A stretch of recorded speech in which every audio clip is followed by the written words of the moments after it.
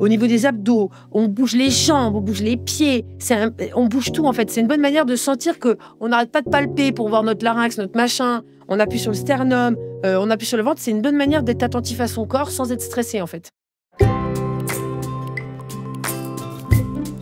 Bonjour tout le monde, c'est Xavier Pitois. Avant de commencer, je tiens à vous remercier du fond du cœur. Avec 85 millions d'écoutes pour Graines de Métamorphose et Métamorphose, c'est grâce à vous que nous pouvons inspirer tant de personnes. Si vous aimez ces moments de partage, abonnez-vous sur votre plateforme d'écoute préférée pour ne manquer aucun épisode. Vos commentaires et témoignages sont précieux pour continuer à vous proposer des experts et surtout des conseils concrets au quotidien. Si cet épisode vous touche, pensez à le partager autour de vous. Allez, c'est parti pour un nouvel épisode de Graines de Métamorphose. Graines de Métamorphose, le podcast qui fait germer la conscience. Les amis, je suis très heureuse d'accueillir aujourd'hui comme sponsor de Métamorphose Aromazone, une belle entreprise française dont je suis fan et qui depuis 1999 est devenue un expert incontournable dans le soin et la beauté au naturel. Avec ses propres laboratoires de recherche qui sont situés à Cabrières d'Avignon, au cœur du Vaucluse, Aromazone se consacre à une mission importante, rendre le naturel accessible à tous.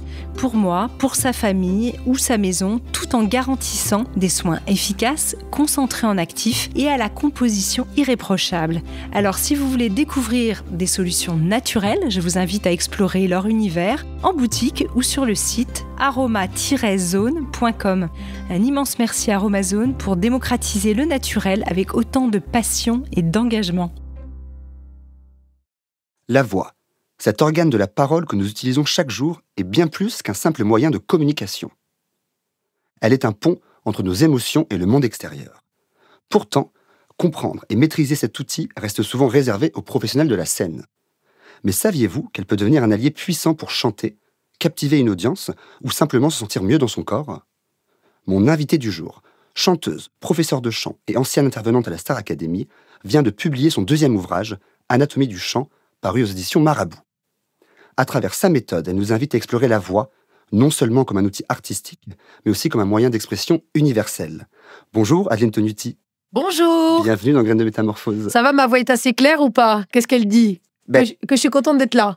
C'est marrant parce que ça allait être une de mes premières questions, donc on y saute, on y va. Ouais. Je voulais savoir qu'est-ce que peut dire la voix de quelqu'un, sans forcément la chanter, mais parler. Qu'est-ce qu'elle peut retranscrire comme émotion, comme personnalité ? Par exemple, si tu appelles ta maman ou ton papa et qui te dit « Allô », tu sais tout de suite qu'il y a un problème instantanément. Et pourquoi ? Parce que la voix, les membranes, les résonateurs, on appelle ça, ont pris une couleur dictée par notre imaginaire et par notre émotionnel.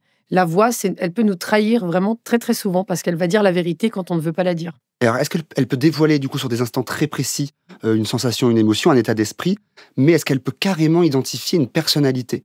Moi, je pense que dans la voix, on en sait beaucoup sur beaucoup de personnes. Après, il faut savoir l'entendre. Mais ce qui est très étrange, c'est que les experts comme moi, on entend beaucoup de choses. Moi, j'ai plein d'algorithmes dans ma tête quand les gens parlent, avec des cases qui se remplissent, que tu sais, je suis synesthète, donc je vois les couleurs, etc. Donc moi, je suis considérée comme un expert. Mais quand tu regardes un public, il sait quand on lui ment. Regarde en politique et tout ça. Les gens, ils savent que tu as un président ou un ministre, et je ne veux pas citer une personne, mais ils savent quand on leur ment. Ils sentent quand il y a quelque chose qui est caché. Parce que la voix, elle trahit ces personnes-là quand elles parlent. Donc, le grand public est capable, lui aussi, d'identifier les choses. Et d'ailleurs, le grand public adore faire le rôle du jury dans les émissions de télécrochet, tu vois. Dire, lui, il chante faux, lui, il chante mal, lui, il n'est pas en forme, lui, machin. Et souvent, ça tombe quand même vrai que les professionnels. Ils ne se trompent pas beaucoup, le public. Ah oui, c'est vrai, il n'y a pas un écart entre vraiment l'avis des experts. Non, mais le ressenti, souvent, est un ressenti un peu général. On sent un peu... Je trouve que souvent, le public ne se trompe pas. On ne peut pas lui mentir au public. Donc, c'est bien que ça transmet beaucoup de choses. Ah oui, je trouve. Pour revenir un peu sur ton histoire, tu as une voix qui est marquée par un parcours personnel puissant. Destiné à une carrière de chant lyrique, il y a un accident domestique qui te prive de ta voix et t'amène à traverser une rééducation longue et exigeante, mais avec succès. En quoi cette expérience a-t-elle influencé ta manière d'enseigner de manière générale et ta méthode ? Ça a changé ma vie, cet accident. D'abord, ça m'a mis à terre, les deux genoux à terre, avec une envie de mourir terrible. D'ailleurs, on fête les 10 ans là. Là, aujourd'hui, on est dans la semaine où j'ai perdu ma voix il y a 10 ans. C'est marrant, hein ? Juste avant Noël. Là, c'est il y a 10 ans. J'ai réalisé ça, tu vois, je fais tellement un déni que c'est une de mes amies qui m'a dit « Adeline, ça fait 10 ans, là, décembre 2014, décembre, voilà, on est dans les 10 ans, là, c'est fou quand même. Donc, il y a une grande portion de vie qui s'est passée depuis cet accident. Et cet accident, il a changé toute mon existence. parce que je porte moi-même les cicatrices dans ma gorge de plusieurs opérations, d'une brûlure des voies respiratoires due à une cheminée mal installée. Je porte en moi le deuil et la perte de ma voix. D'abord, on m'a dit que je ne chanterais plus du tout, mais la perte de toute une carrière pour laquelle je m'étais battue profondément et corps et âme. Et vu mon caractère, tu dois te dire comment j'ai tout donné pour ça. J'ai tout sacrifié pour être chanteuse lyrique. Bon, j'ai pas fait tuer mes parents, quoique s'ils continuent de me faire des accidents comme ils me font là, à ne pas m'écouter, à monter à l'échelle, on va les sacrifier aussi. Plaisante. Mais en tout cas, ça m'a vraiment changé complètement. Et cette méthode de chant que je publie là aux éditions Marabout, elle est unique. Pourquoi ? Parce que je l'ai fait avec 26 spécialistes du corps et de la voix. J'ai réuni les médecins et c'est une première mondiale. C'est la première fois qu'une méthode de chant est validée par une équipe médicale. J'ai fait rejoindre tous ceux qui travaillent pour les chanteurs au service des chanteurs. Je les ai tous réunis ensemble. Et j'aime autant dire que c'est pas facile parce que les médecins opèrent beaucoup, travaillent beaucoup pour les choper, pour les entretiens, pour les mettre ensemble autour d'une table ronde, pour faire les colloques, etc. Ça a été très compliqué. Mais c'était pour moi, pour pouvoir donner les clés et éviter les écueils dans lesquels tu tombes en termes de technique vocale. C'était pour aider tout le monde à mieux maîtriser sa voix, à mieux se soigner et que tout le monde ait accès au savoir. Parce qu'il y a plein de mystères autour de la voix. Parce que c'est un ouvrage, effectivement, là tu le soulignes, collaboratif. 26 experts allant des chirurgiens ORL aux orthophonistes. Oui. Quel rôle ils ont joué, quel rôle a joué cette expertise scientifique dans ton ouvrage ? Qu'est-ce que ça vient apporter à ta méthode ? En fait, souvent, quand tu donnes des conseils en technique vocale, tu sors des espèces d'images comme ça, dire chante comme tu bailles, chante comme si tu vomis. Toi, je te donne des exemples. Descends ton larynx. Des trucs comme ça qu'on entend depuis des siècles et des siècles qui viennent des maestros d'opéra. C'est plus ou moins déformé d'un pays à l'autre. Il faut savoir que l'opéra est né en Italie et que les premières techniques de chant, ça vient de l'opéra. La pop est venue après avec les micros.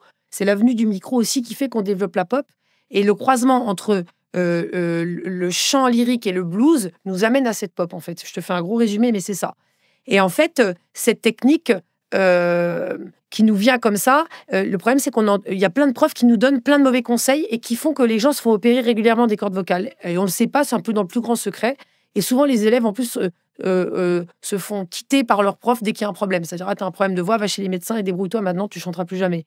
Et en fait, moi, je veux éviter ça avec ce livre. Donc, tout ce que je dis, on remet les choses en place scientifiquement sur ce qui est vrai, ce qui est faux, de ce qu'on sait. Et ce que je ne sais pas, j'admets qu'on ne le sait pas. Voilà. Oui, bien sûr. Mais au moins, c'est bien d'avoir un avis vraiment scientifique, précis. Oui. Par exemple, si je te dis que quand pour faire un aigu, il faut monter ton larynx, il n'y a pas que moi qui le dis. Alors, beaucoup de profs vont te dire le contraire. Ils ont tort parce qu'ils ne se sont pas assez renseignés et ce n'est pas de leur faute. Il faut qu'on fasse avancer les choses.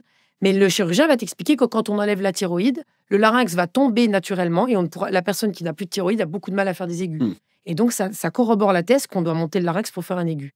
Et donc, en fait, tout ça, on a tout expliqué. Et donc, tu as toute la partie où moi, j'explique en pédagogie et tu as tous les chapitres, tu vois, les petits bouts qu'il y a dans la page qui s'appellent « La voix des experts » où les experts expliquent médicalement pourquoi moi, je dis ça. Oui, c'est vrai. En plus, en complément de tes connaissances et ton savoir, ça vient aussi rassurer, je pense, des gens d'avoir aussi toujours cette légitimité scientifique en complément de ton expertise. Oui, je pense que ça rassure et je pense que ça explique beaucoup de choses qui étaient laissées un peu à l'obscurité. Je pense que ça fait avancer les choses plus vite et je pense que c'est hyper intéressant parce que le chant n'est que mouvement. C'est une chorégraphie intérieure. À nous de trouver dans quel sens on doit tourner les choses, dans quel sens on doit faire un mouvement. Et les médecins nous y aident beaucoup. Et tu vas même plus loin puisque tu dis chanter, c'est respirer. Alors pourquoi la maîtrise de la respiration, elle est essentielle ? C'est vrai que ça paraît étonnant de dire que chanter, c'est respirer. Parce que le chanteur, en gros, détourne une fonction vitale qui est de respirer. On détourne cette fonction pour pouvoir parler. Le larynx se trouve dans la trachée. La trachée, c'est, comme tu le sais, la voix qui va au poumon pour respirer. C'est pas l'œsophage. L'œsophage est derrière, etc. Et donc, en fait, on détourne une fonction pour pouvoir faire des belles notes, pour pouvoir communiquer à visée esthétique, donc c'est-à-dire chanter, faire de l'art, ou alors pour simplement communiquer entre nous. On détourne une fonction. Alors, les médecins se sont beaucoup battus sur le mot détourner. Tu sais, il y a un chirurgien qui dit non, c'est pas détourner, c'est on change la fonction. D'autres qui va te dire, toi, ça c'est ça le livre de chant, ça a été compliqué parce que chaque médecin a son verbe à lui qu'il veut dire, alors que tout veut dire à peu près la même chose. Et moi, j'ai mon langage de prof. Donc ça a été assez riche. T'as réussi à regrouper malgré tout ça. Oui, je les ai tous mis d'accord. C'était un exploit. Ta méthode, mais évidemment, même si j'invite les gens à la découvrir dans ton ouvrage, elle repose sur 5 points pivots. Oui. On ne va pas y aller dans le détail, mais il y a la posture, le mouvement laryngé, l'expiration, les résonateurs et l'articulation. Est-ce que tu peux nous les présenter de manière un peu succincte, individuellement, s'il te plaît ? Oui, la posture, il faut savoir que suivant comment tu vas positionner ta tête, tu vas influencer la suspension laryngée. Pareil, comment tu vas positionner ton bassin, tu vas influencer comment ton larynx est suspendu dans la gorge ou comment tu vas prendre la main, le pouvoir sur tes abdominaux. Quand tu regardes Céline Dion qui se penche en arrière quand elle fait une note aiguë, ça, c'est parce qu'elle va chercher une accroche au niveau de ses abdominaux et elle va, avec son bassin, et elle va chercher l'accroche au niveau des abdos parce que c'est les abdos qui vont aller prendre le pouvoir sur le diaphragme. Et le diaphragme, c'est le muscle qui va permettre de sortir l'air des poumons. Donc, le point pivot numéro 1 explique comment tu dois te mettre ta Posture, tête. ouais. Les positions que tu as. Par exemple, toi, je te vois pas faire le podcast comme ça. Là, ton larynx va être écrasé, tu vas t'étouffer au bout de 2 secondes. Moi, je te donnerai un peu de thé au jasmin. Voilà. Le deuxième point pivot, c'est la suspension laryngée. Donc, c'est évidemment le sacro-saint larynx, où sont nos cordes vocales, où est notre identité vocale, etc. Il faut savoir que le larynx doit suivre certains mouvements pour pouvoir bien faire les notes. Par exemple, je vais parler aux gens qui n'arrivent pas à faire des aigus dans les chorales, par exemple. Souvent, quand vous n'arrivez pas à faire un aigu, c'est parce que vous mettez votre larynx en bas. Donc, le larynx, il faut le monter. Je vais vous montrer là. Je vais monter mon cartilage, en fait, et c'est comme ça que je vais avoir plus de chances de faire des aigus. Je vulgarise, mais comme Ouais, ça, bien le grand sûr. public comprend. Ensuite, on a dompter l'expiration. L'expiration, ce n'est pas que les poumons. C'est aussi comment je vais serrer mes côtes pour vider l'air, comment je vais utiliser mes abdominaux. Donc là, il y a des trucs très simples à faire pour tout de suite avoir plus de voix, plus de puissance vocale, plus de notes aiguës, etc. Et puis après, tu as les résonateurs. Les résonateurs, c'est un peu le truc magique, ça. Parce que les résonateurs, c'est des membranes que tu as dans la gorge qui sont commandées uniquement par ton imaginaire. C'est tout ce qui est au-dessus des cordes vocales jusqu'au nez. Donc, on a le pharynx, etc. Et en fait, c'est comment les connaître déjà et comment les utiliser pour blanchir une voix ou pas. Par exemple, si je te fais... Qu'est-ce que tu entends, pardon, Hey, par blanchir? tu vois, par exemple, si je te fais Hey, je te fais ça, par exemple, je fais n'importe quoi. Si je fais Hey, c'est la même note, mais je l'ai blanchie. Ah, c'est ça, blanchir, d'accord. Blanchir, c'est un peu, par exemple, Mylène Farmer, elle chante souvent Blanchie, par exemple. Tu vois? Ou Billie Eilish, par exemple, dans What Is Made For. Tu prends cette chanson-là que tous les jeunes me chantent. Le film Barbie. Elle blanchit énormément sa voix de tête. Et ça, c'est parce qu'elle trafique, entre guillemets, ses résonateurs. Et donc, dans ce point pivot-là, j'explique qu'est-ce qui se passe, pourquoi on fait ça, etc. Et puis, à la fin, tu as les points pivots. Le dernier point pivot, qui est l'histoire de la langue et des lèvres.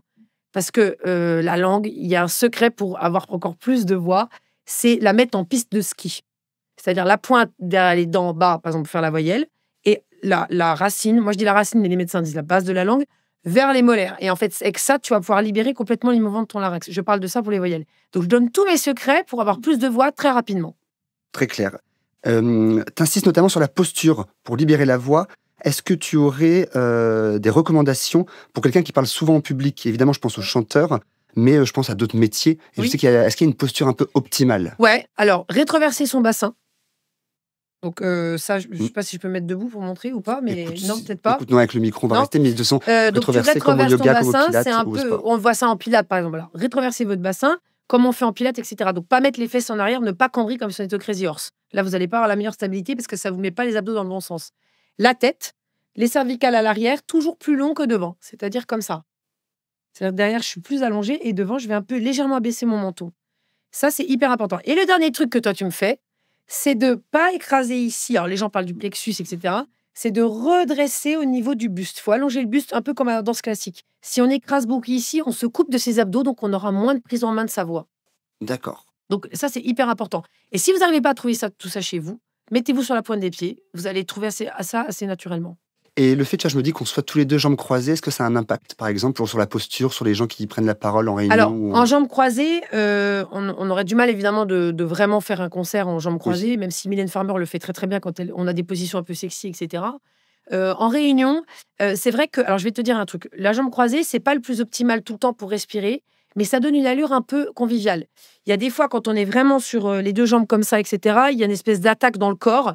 Donc, en fait, il y a aussi ce que tu véhicules. Il n'y a pas que la voix, il y a aussi ton attitude. Si je me penche en avant, ça veut dire que je disparais un petit peu. Si je me mets trop haut comme ça, je suis un peu trop hautain, peut-être pour Oui, une oui. réunion. Donc, ça dépend ce que tu veux dégager dans ta réunion.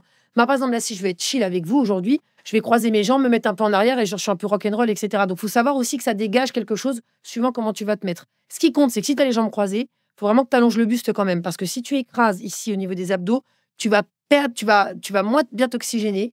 Tu vas moins vider ton air et du coup, tu vas commencer à stresser et la voix peut se mettre à trembler. Donc, si j'ai les jambes croisées, j'essaie quand même de me redresser assez bien pour garder la force des abdos. Bloqué.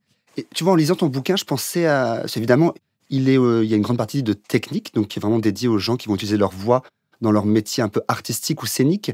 Mais je pensais à d'autres scènes, je pense notamment aux enseignants, je pense Bien notamment aux différents orateurs, ou même à des gens sur des points de vente qui sont amenés à beaucoup parler, ou même en animation Oui. l'été. Comment on fait pour éviter de se fatiguer la voix, pour se la préserver? Alors, il y a plusieurs choses. Déjà, il y a tout un petit schéma dans le livre qui dit que pour préserver sa voix, c'est déjà être en bonne santé, en fait. Être en bonne santé, c'est bien dormir, c'est donc évidemment limiter le cortisol, etc. Il ne faut pas être toujours surexcité, ce qui est très difficile parce que voilà. Bien s'hydrater. Les hydratations se passent des heures avant l'événement. Ça, je l'explique dans mon livre. Je crois qu'il faudrait regarder, mais il me semble que c'est entre 6 à 8 heures avant l'effort qu'on doit avoir fini de boire 2 litres d'eau. Quand on prend beaucoup l'avion, par exemple, ça nous enlève de l'hydratation. Moi, si j'ai une scène à 20 heures, mon équipe sont derrière moi. À 13 heures, j'ai bu mes 2 litres d'eau. Parce que l'hydratation va rentrer dans les cellules après. C'est le délai, c'est le temps qu'il faut. C'est un délai. Donc, si tu bois juste avant, ça ne va pas suffire pour tenir une scène. Donc, il y a des choses comme ça. Et il y a des exercices qui marchent très bien. Par exemple, de faire des zzzz. Tu mets les lèvres en forme de bisou. Tu fais un Z, ça va enlever les mucosités sur tes cordes vocales et ça va t'éclaircir la voix et ça va bien la chauffer. Et l'autre chose, c'est que de chanter va tout de suite t'amener une meilleure prise de parole en public. Moi, quand j'ai un dirigeant ou un politique qui vient à moi pour améliorer sa diction, M. Macron n'est pas venu. Sinon, j'aurais fait mieux. Hein. Mais non, je plaisante. Non, je plaisante. Mais en tout cas, quand quelqu'un vient à moi pour prendre du leadership, par exemple, quelqu'un qui a un problème de leadership ou quelqu'un qui a des problèmes pour communiquer au travail, moi, je vais le faire chanter. Quels sont les profils? Je serais intéressé, je serais curieux. Qui viennent chez moi? Ou quel type de profil, oui, de métier? Moi, j'ai tout. J'ai des PDG, j'ai des directrices des ressources humaines. Je peux avoir un chef de projet parce qu'il a du mal à faire passer les idées à son équipe. Je peux aussi avoir des gens que j'améliore dans le cadre de leur... tu sais, par exemple, une équipe par exemple, de community manager, par exemple, ils ont du mal de parler entre eux, la communication n'est pas des plus excellentes, etc. Moi, je vais les faire travailler ensemble en groupe. Je vais créer de la cohésion de groupe. Je vais travailler avec eux. Mais j'ai de tout. J'ai eu des chercheurs, même qui devaient faire une présentation pour une thèse. N'importe quelle personne qui a un événement pour sa voix va venir me voir pour améliorer sa voix. Voilà, donc on va parler ensemble, etc. Puis après, évidemment, je peux avoir des journalistes aussi, ça arrive, des présentateurs. J'ai tout. Et souvent, les gens viennent me voir quand il y a un problème. Souvent. On ne vient pas me voir en prévention. Si on vient me voir en prévention, c'est pas la prévention, c'est qu'on vient parce qu'on a envie de chanter. Mais la plupart des gens viennent me voir parce qu'ils rencontrent une difficulté au niveau de leur carrière. Ils n'arrivent pas à monter à +1, tu vois, parce qu'on leur dit que, par exemple, les femmes, souvent, vous avez une voix hystérique, vous parlez trop aigu, etc. Ça agace tes collaborateurs. C'est des femmes qui sont très, très hautes dans des banques, par exemple, et qui voudraient monter plus haut, mais qui n'arrivent pas, parce qu'elles n'arrivent pas à fédérer à cause de leur voix. Donc là, je leur fais quelques séances et après, ça va mieux. On redonne des outils. Et donc, c'est quoi? Ça va être travailler les graves, ça va être aussi sur la posture, j'imagine? Mais on va tout travailler, même le psychologique. Le psychisme. On va rentrer dans le psychisme, parce qu'évidemment, la voix des gens me dit beaucoup de choses sur eux. Évidemment, quand elle me parle avec une voix aiguë, pourquoi? Parce que peut-être chez toi, dans ta famille, on ne t'écoutait pas quand tu parlais, ton papa était absent, et quand il rentrait, il n'écoutait pas ce que tu lui racontais en rentrant de l'école. Je donne un truc, voilà. Tu parles aigu, pourquoi? Parce que peut-être tu n'as jamais trouvé ton mécanisme. Tu sais, on a 4 mécanismes dans le larynx, mais je vais t'en donner. Alors, il y a le mécanisme 0, le mécanisme de sifflet de Maria Carré, et tu en as 2 autres que vous entendez toujours parler à la télé, c'est le mécanisme voix de poitrine et de voix de tête. Et souvent, la voix de tête, ça ressemble au Castafiore, quand elle parle. Voilà, et la voix de poitrine, c'est quand moi je parle maintenant. Et souvent, les femmes qui ont fait beaucoup de business, etc., et qui ont la voix très aiguë, leur larynx est bloqué en mécanisme de voix de tête. Et elles n'arrivent pas à redescendre en mécanisme de voix de poitrine. C'est bloqué. Donc, moi, je débloque ça avec des exercices. Ça peut être c'est aussi le fruit d'une mauvaise habitude en plus. Quoi. Oui, puis elles ne trouvent pas, en fait. C'est comme la voix, une fois qu'on a trouvé une fois l'île au trésor, ça va. Mais quand on n'arrive pas à trouver le chemin, on a besoin de quelqu'un pour nous y amener. Donc, les causes d'une voix qui ne plaît pas... Et puis, il y a les codes de société aussi. Une femme, à l'heure actuelle, elle doit parler grave. Toutes les présentatrices parlent grave maintenant. Si tu regardes pour le journal. Et dans quel but, dans quelle attente? Parce que ça apaise. Parce qu'une voix grave, en fait, ça amène des... C'est bien prouvé que les mantras se font en voix grave parce que c'est apaisant. Les vibrations dans le grave sont plus apaisantes. Un enfant, tu vas plus le calmer en lui parlant grave, en disant « ça va aller ». Je dis « ça va aller » dans l'aigu et tout. L'aigu est associé à j'allais dire, un argument, à une dispute, à quelque chose comme ça. Donc, il y a des femmes ou des hommes à qui par exemple, des hommes qui ont une voix trop aiguë, par exemple. Ils me disent, ouais, au travail, on me prend pour une femme, etc. Moi, je travaille tout ça. Il y a des causes qui sont physiologiques, où on va travailler la physiologie, la mécanique. Et puis, en même temps, et ça va toujours ensemble comme ça dans la voix, parce que la voix est le champ de l'intime, il y aura tout un travail de psychisme pour savoir, mais pourquoi je dis les consonnes de cette manière-là? Pourquoi ma langue va trembler? Pourquoi? Tu vois, il y a tout un truc à aller chercher dans l'enfance, dans tes habitudes, avec ton conjoint ou ta conjointe, etc. Donc la voix est vraiment l'accumulation des expériences de la vie. C'est la concentration, tout ça. La concentration. Ouais. C'est à la fois l'accumulation de tous tes traumatismes, en même temps toute une accumulation d'énergie, et c'est en même temps la concentration de tout ce que tu as vécu, de tout ce que tu es et de tout ce que tu vas savoir être. Parce qu'en changeant un peu la communication, en changeant un peu ta voix, tu peux gagner des choses dans ta vie incroyables. Dans ton livre, tu partages tes fameuses vocalises, Adeline, qui t'ont fait connaître au grand public. Ouais. À quoi ça sert, les vocalises? Est-ce que tu serais d'accord de nous en faire découvrir une en expliquant ce qu'elle peut apporter à tous, qu'on soit professionnel ou non, s'il te plaît? Alors, les vocalises, en fait, c'est l'intermédiaire entre je chante pas du tout et je vais chanter Whitney Houston ou Céline Dion. La vocalise, c'est une micro-difficulté. C'est une difficulté mise dans une micro-mélodie pour te muscler sur une difficulté. Et qu'on va déplacer ton par ton sur le piano pour vraiment. Par exemple, on pourrait comparer ça à la barre des danseuses classiques avant qu'elles aillent au milieu pour danser vraiment avec le corps de ballet. On se muscle. Il y a une musculature du danseur. Moi, je l'ai bien senti à Danser avec les stars. Je peux te le dire que la danse de salon, c'est pas la même musculature que la danse classique. Et donc, il y a une musculature particulière qu'on doit développer, des habitudes musculaires, je dirais. Par exemple, je parlais avec des footballeurs qui me disaient qu'ils font de la muscu des fois dans leur entraînement, etc. Pourtant, on les voit pas en train de porter des trucs sur le terrain de foot. On les voit courir. Mais en fait, ils vont muscler certains muscles. Et ben moi, les vocalises, elles servent à ça, en fait. Et donc, elles ont toutes des emplois différents. J'ai des vocalises classiques. Je fais des trucs comme ça. Ça, c'est pour le classique, par exemple. Tu vois, c'est tout de suite ta souris parce que ça se voit que c'est classique et tout. Et puis, il y a des vocalises de pop. Soit pour obtenir certains registres, soit pour travailler une certaine énergie ou des attaques. Par exemple, la plus connue de mes vocalises, celle qu'on me chante même à France Télévisions, Hey man, don't you feel that? I feel happy. Celle-là que tout le monde connaît. Hey man, don't you feel that? I feel happy. Qu'est-ce que tu entends quand je fais ça? On travaille deux sortes d'attaques. Les attaques avec les H. Oui. Parce qu'il y a que deux formes d'attaques, en fait, quand on chante. Il y a les attaques avec de l'air qui passe entre, c'est-à-dire les soufflantes, on pourrait dire les H, comme ça. Les cordes vocales ne se ferment pas tout de suite, elles vont se fermer après sur la voyelle. Et les attaques glottiques, c'est-à-dire un A direct. Donc, tu as le Hey man, don't you feel that?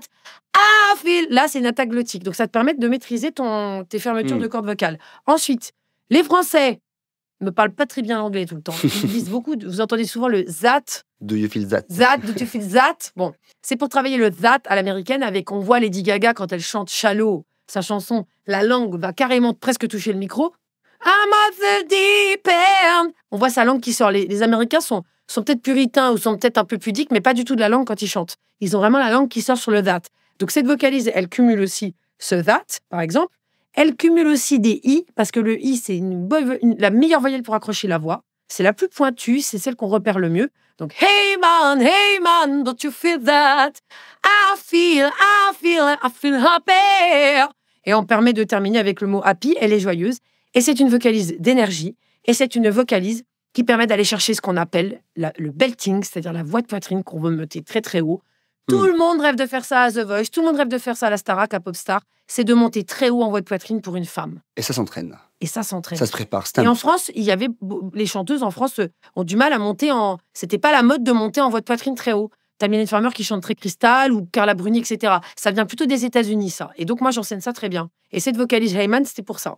Et au-delà de ça, j'ai l'impression qu'il y a des bienfaits avec le chant, comme si ça revitalisait un peu le corps. Tu dis ça dynamise. C'est quoi les autres bienfaits du chant pour le corps? Le chant, pour moi, c'est à la fois un alliage de sport. Ça a les mêmes vertus que le sport et en même temps de quelque chose qui permet d'exprimer, d'avoir l'expression de son être intérieur, c'est-à-dire de ses émotions. Le chant, il faut que tu saches une chose. Quand tu chantes, qu'est-ce qui va se passer? Ton diaphragme va bouger. Il va faire deux choses. Il va relancer la circulation sanguine. Il va relancer l'avenue d'oxygène dans le corps, parce que tu respires. Il va mobiliser la lymphe. Pourquoi? Parce qu'on a l'émonctoire de la lymphe qu'au niveau des amygdales. Donc, tu vas faire bouger ta lymphe, tu vas l'activer. Tu vas activer tout le système lymphatique, tout le système nerveux. Parce on chante avec... on va mobiliser toute la colonne vertébrale. Donc, on va mobiliser tout le système parasympathique. Donc, tu as tout ça qui se met en route. Plus ton diaphragme, quand il va descendre, quand tu inspires, il va brasser ton intestin, il va activer ta digestion. D'accord. Donc, tout ça, déjà. Et je t'ai pas tout dit. Oui, mais parce qu'on a tous les ganglions stellaires, etc. La thyroïde, elle est où la thyroïde? Elle est là. Donc, en fait, ta thyroïde, elle va bouger quand tu vas chanter. Tu vas l'activer. Donc, tu actives tes hormones. Le chant, c'est un truc de fou. Et en plus, je te parle pas de tout ce qui est psychisme, vu que ça exprime les émotions par le divin. Le chant la voix exprime les émotions tout de suite. Question peut-être un petit peu dure, mais est-ce que les personnes qui chantent développent une connexion particulière ou une ouverture avec elles-mêmes et les autres, plus que ceux qui ne chantent pas? Je pense que le chant fait... Je veux pas dire que tout le monde... On va pas dire que tous ceux qui chantent sont gentils et que les autres sont des cons. Non, bien sûr. Non.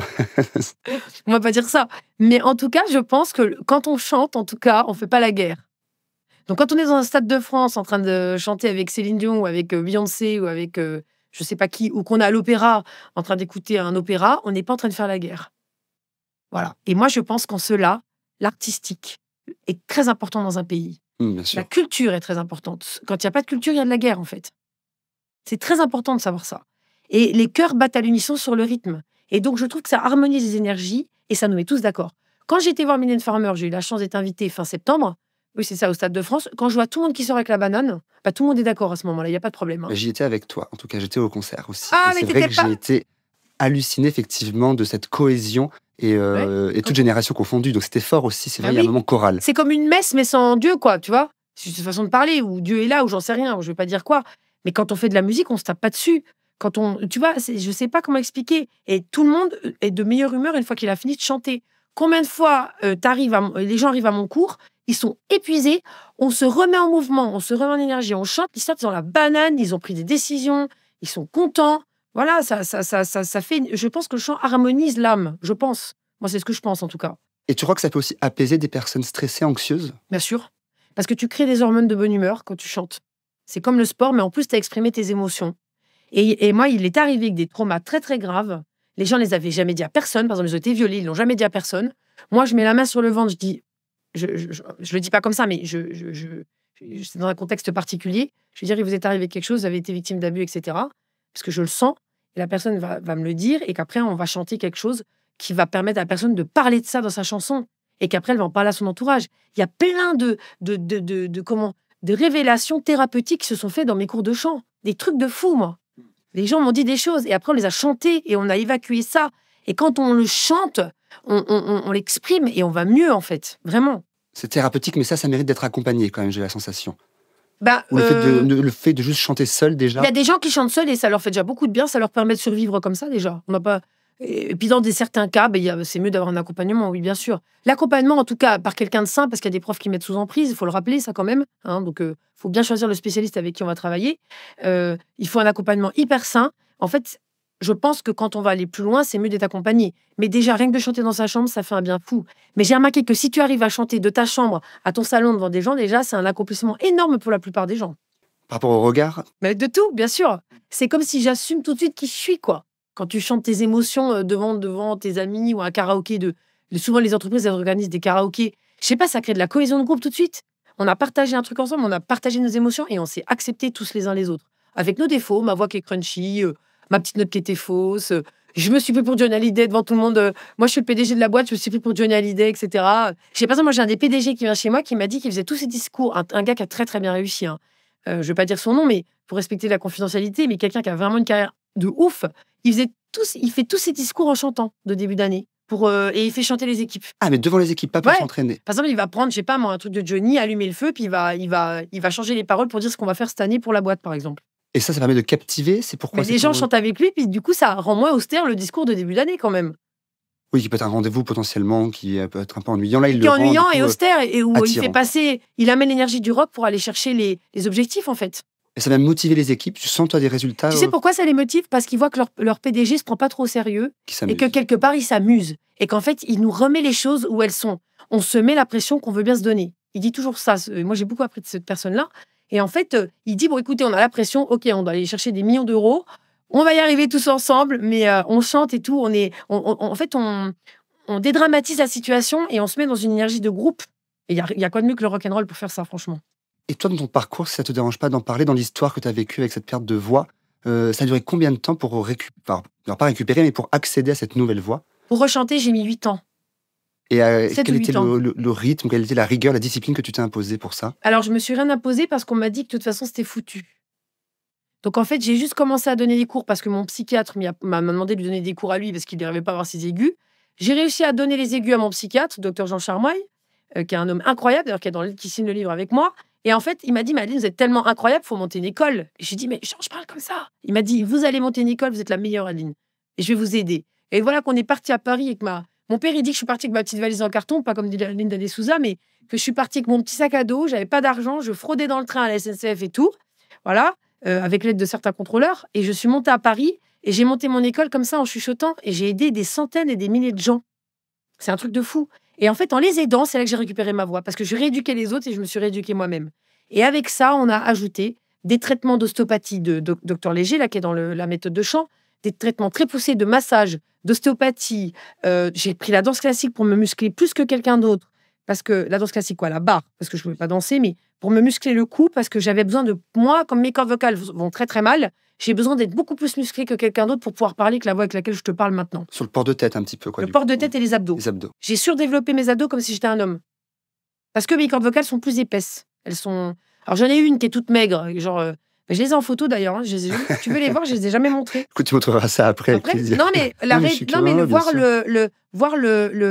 parce que sur la photo, tu vois ce que j'ai récupéré avec ma rééducation. Ah, le avant-après quoi. Ouais, si vous voulez, je peux vous montrer parce que je pense que c'est comme vous voulez. Mais on voit le avant. Tu vois maintenant ce qui a repoussé. Ça ressemble à un vagin, hein, je précise. Ce qui est blanc, c'est une corde vocale normale. Ce qui est rose, c'est ce que j'ai fait repousser avec ma rééducation. Personne n'a jamais vu. Donc ça demande tout ça, je l'ai fait repousser avec ma rééducation en tant d'années. Avec l'ostéopathie. Avec l'ostéopathie, on a ramené des fluides dans la terre de la colonne vertébrale, dans les cordes vocales, on a ramené du sang, parce que là, il y a eu du sang, tu guéris en fait. C'est comme dans le Nil, quand il y a la crue, ça pousse après. C'est pareil. Tout ça, je l'ai fait repousser moi-même. C'est une première mondiale. Personne, je ne crois pas qu'il y ait des gens comme moi qui ont fait ça. Et par rapport à ça, ça m'arrive bientôt à la fin de cette interview, oui. Adeline, mais j'ai encore quelques questions. Vas-y, je t'en prie. Déjà, quels signaux doivent nous alerter sur une éventuelle fatigue nécessitant un avis médical? Tu vois, pour des gens qui s'assoient ce grand. Je te remercie d'en parler, parce que là, tu fais de la prévention pour le cancer en parlant comme ça. Donc, merci beaucoup à toi d'évoquer ce sujet qu'on n'évoque pas assez. Quand vous avez une perte de voix, une extinction de voix qui dure plus de 3 semaines, il faut absolument aller consulter un spécialiste, un ORL. Plutôt, c'est mieux d'aller voir un ORL. Alors, si vous n'avez pas accès à votre ORL, vous allez voir votre médecin généraliste et vous insistez pour aller voir un ORL. Il y a trop de gens que j'ai vus qui, en fait, avaient un cancer et qu'on a mis trop. Ça a été trop tard quand on l'a découvert. Quand on sent qu'on perd la voix, il faut aller voir un ORL. Donc, on n'attend pas. Parce qu'on peut perdre la voix en fonction Oui, si tu as chopé un rhume, voilà. Mais normalement, au bout de 3 semaines, c'est revenu. Si ça persiste, et des fois, il n'y a pas de douleur. Et s'il n'y a pas de douleur, ça peut être un cancer. Et si vous avez des douleurs au niveau du pharynx, de la langue. Par exemple, moi, je connais des gens qui avaient des douleurs de la langue. En fait, ils avaient un cancer de la langue. Alors, on n'a pas toujours un cancer, ok? Bien sûr, mais moi, je fais de la prévention parce que c'est trop souvent que les gens n'y vont pas et ils y vont trop tard. Bien sûr, non, mieux vaut Donc, en cas de douleur qui persiste, en cas de perte de la voix qui persiste, en cas de grossissement au niveau de vos ganglions, au niveau de la thyroïde, on va consulter un spécialiste. On ne reste pas comme ça. Et on insiste auprès du généraliste. C'est trop important pour pas éviter un mauvais diagnostic. C'est trop important. Moi, j'ai accompagné dans mon premier livre, j'en parle, une jeune fille qui s'appelle Charlotte. D'accord? Elle avait une grosseur un petit peu au niveau du pharynx. Elle n'avait même pas 20 ans. Le généraliste a fait traîner le truc. Tu sais de quoi elle est morte? Un cancer du pharynx. À peine 20 ans. Donc, on ne traîne pas. Il lui avait donné des sprays pour la gorge. Cortisone, ils l'ont laissé comme ça pendant des mois et en fait, elle est morte d'un cancer du pharynx. Et moi, je l'ai accompagnée au bout. Donc, c'est pour ça que je me permets de le dire. Oui, de manière générale, quand vous avez une boule dans le sein, que vous avez un petit truc qui apparaît, il faut aller consulter. Il vaut mieux prévenir que guérir. Moi, j'ai ma meilleure amie, là, pareil, qui a eu une petite boule dans le sein. Il s'avère que c'est un cancer. Elle est en chimio, en radio, tout ce que tu veux.